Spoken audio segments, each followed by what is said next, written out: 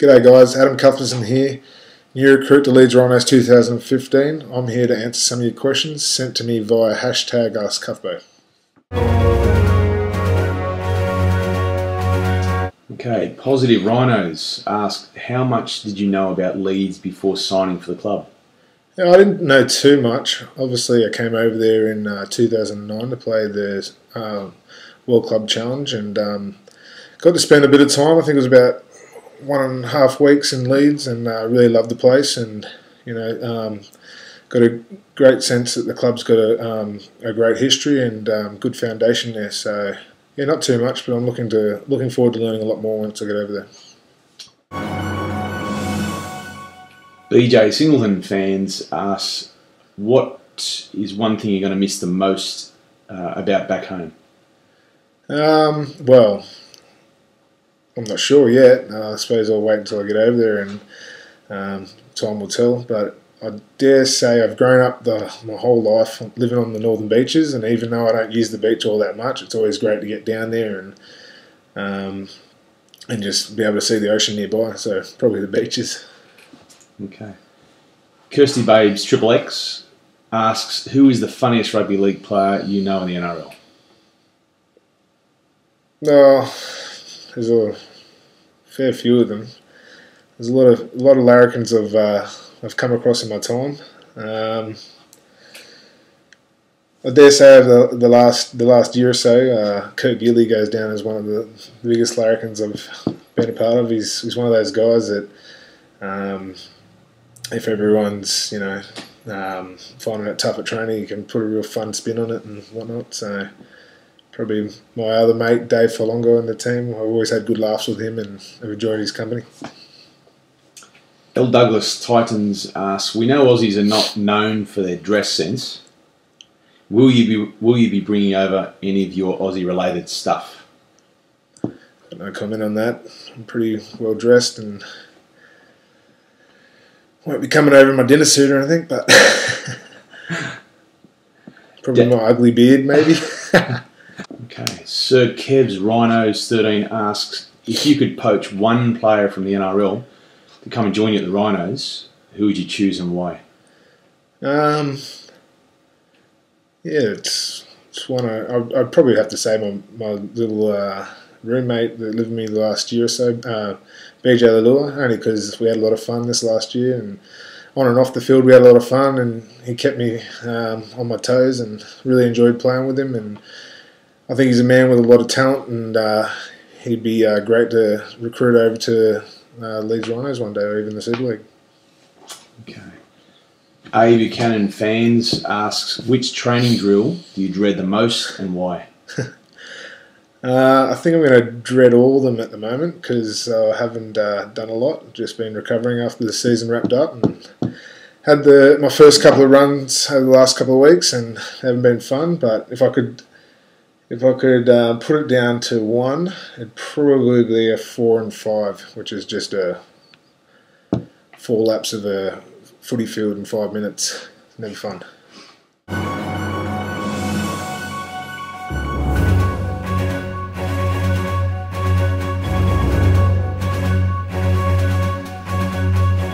TJ Taylor 1980 asks, how would you compare Super League to the NRL? Well, I haven't really had a chance to play too much Super League, but from what I've watched, it seems to be a lot more open, free-flowing footy. And the two games I actually have played against London Broncos and Leeds, of course, in the World Club Challenge, yeah, it's exactly what it was. It was a bit quicker and a bit more fast-moving, and just an open brand of footy. Also from the same person, can Super League learn anything from the NRL or vice versa? Yeah, sure. I think over the years, as everyone's probably watched and seen, that the NRL's brought a lot of wrestling into the game, and I think the Super League can learn from that to slow the ruck down, and I think vice versa, the NRL can learn from the Super League in terms of promoting the ball a lot more and making it a bit more open brand of footy.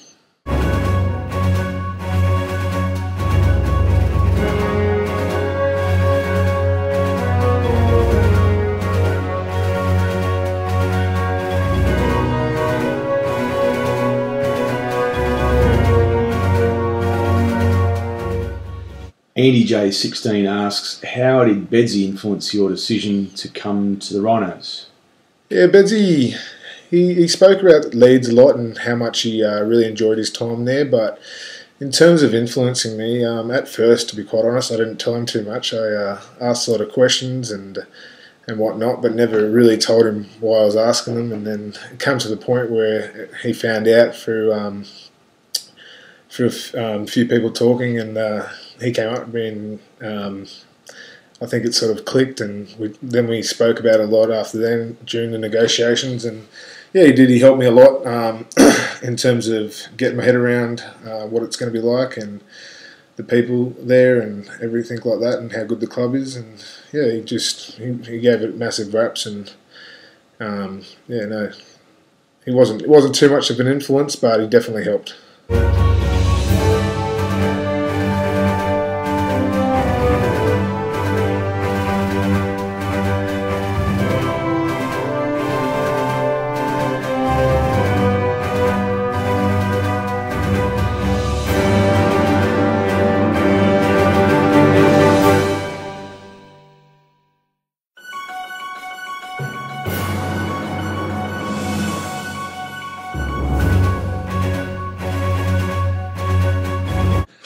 Danny Stevo asks, who's the strongest player you came up against in the NRL? Oh, strongest player. Yeah, I don't know. We've got the Burgess boys were pretty damn impressive this year when we got to play them and whatnot. In terms of just all around ability and strength and all assets, you can't go past Greg Inglis. He can palm you off without even looking at you from across his body. So he's just got a freakish talent and freakish strength and the speed to go with it, which doesn't help anyone's cause in terms of tackling him. Matty 160190 asks, who are you most looking forward to playing against, club and individual player, and why? Playing against. Yep. I'll enjoy playing against Warrington. I've got a lot of family out in Warrington, and they've been raving on about how good the club is and whatnot. So I think it will be a good battle to go out there and play against them. And obviously they're a very strong club in the competition as well. But yeah, I don't know who else I'd like to come up against. I would like to come up against us this year. Individuals? Any individuals? I'd be looking forward to playing against my ex-teammate from the Cronulla Sharks, Talima. Talima is my mate, and I still can't say his last name properly. Tapate. Nah, that should be a good battle. Enjoy playing him. I think he's going to Wigan this year, so it should be a good game. They're always a strong team. Okay, Lee Smith Army asks, what has been your greatest rugby league memory to date? Yeah, I've had a lot of fond memories playing rugby league in general and playing in the NRL. Probably can't go past playing in an NRL grand final.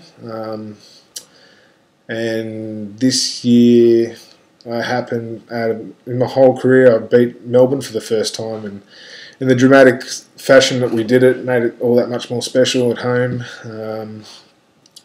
Coming into the back end of the season and practically winning on the buzzer, that was pretty damn exciting. Just up there as about as exciting as most semi-finals or final victories. So yeah, that was great memory.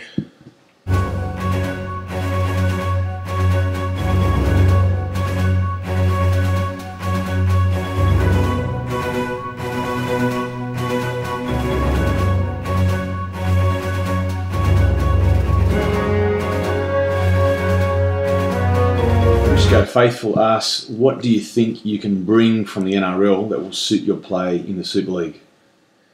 Well, I really enjoy promoting the ball, offloading, trying to put people in a better position than myself, and I've just enjoyed just working really hard in the last couple of years. Getting Wayne's really had a big influence on me to get my fitness levels up to another standard, and working on my defence has come a long way, I think. So I can bring love to bring all those, and